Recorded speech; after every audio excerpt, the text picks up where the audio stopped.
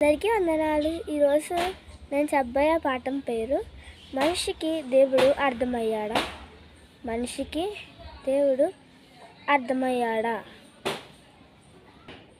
ఏమైనా దేవుని పిల్లలారా, నేటి సమాజంలో మనుషుడు తోటి మనుషులను అర్థం చేసుకుంటున్నాడు.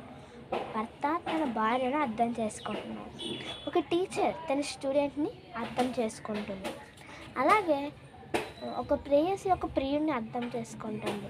అలా ఈ ప్రపంచంలో అన్నీ ఇచ్చిన దేవుణ్ణి ఎవరైనా అర్థం చేసుకున్నారంటే అర్థం చేసుకోవడానికి బదులు దేవుణ్ణి అపార్థం చేసుకుంటున్నారు. ఎలా అంటే ఇప్పుడు ఈ ప్రస్తుత కాలంలో గుట్కాలకు మత్తు పదార్థాలకు మత్తులకు అలవాటు పడిన వారిని మనం చూసేమంటాం, బ్రదర్ ఎందుకు ఇవన్నీ చేస్తున్నారు, మానేవచ్చు కదా, ఆరోగ్యం పాడైపోతుంది అని అంటే వాళ్ళు ఏమంటారో తెలుసా, దేవుడే కదండి అన్ని సృష్టిలో పెట్టాడు, దేవుడు పెట్టినవన్నీ మంచివే కదా అని దేవునికే కౌంటర్ వేయాలని చూస్తారు. మరి దేవుడు వీడికి వేసే కౌంటర్ చూసి వీడక లేవనే లేవడు. అది ఎలా ఉంటుందంటే, దేవుడు వీడికి వేసే కౌంటర్ చూసి ఇంకా వీడు లేవనే లేవడు.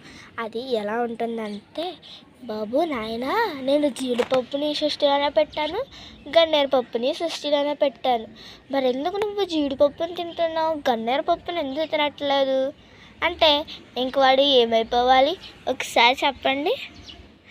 అలాగే దేవుణ్ణి వీళ్ళు అర్థం చేసుకోలేకపోతున్నారు. దేవుడు అందరినీ ప్రేమించి ఈ సృష్టిలో మనకి ఎన్నో కలిగించాడు, తినడానికని తాగడానికని రకరకాల దేవుడు మన కోసం కలిగించే ఉన్నాడు. కానీ ఈ లోకంలో ఉన్న మనుషులందరూ దేవుని అపార్థం చేసుకుంటూ దేవుని మీద ప్రేమ చూపించకుండా సృష్టికర్తకు బదులు సృష్టాన్ని వీళ్ళు పూజిస్తూ దేవుని బాధ పెడుతున్నారు. వీళ్ళు దేవుని అర్థం చేసుకోలేకపోతున్నారు.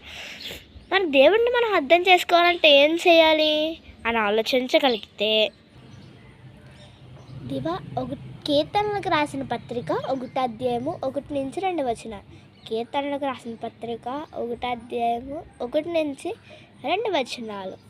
యెహోవా ధర్మశాస్త్రమందు ఆనందించు, దీవారాత్రములు దాన్ని ధ్యానించువాడు ధన్యుడు.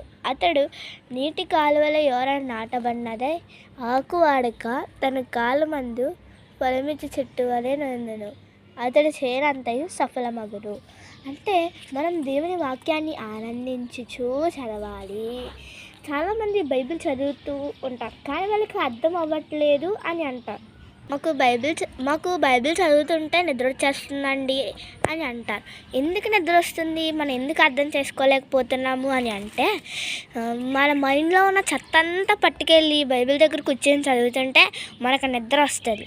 కాబట్టి మనం బైబిల్ దగ్గరికి ఎలా వెళ్ళాలంటే, మన మైండ్ క్లీన్గా ఉంచుకొని మనం బైబిల్ దగ్గరికి వెళ్తే మనకు బైబిల్ బాగా అర్థమవుతుంది. అలాగే దేవుడు కూడా అర్థమవుతాడు.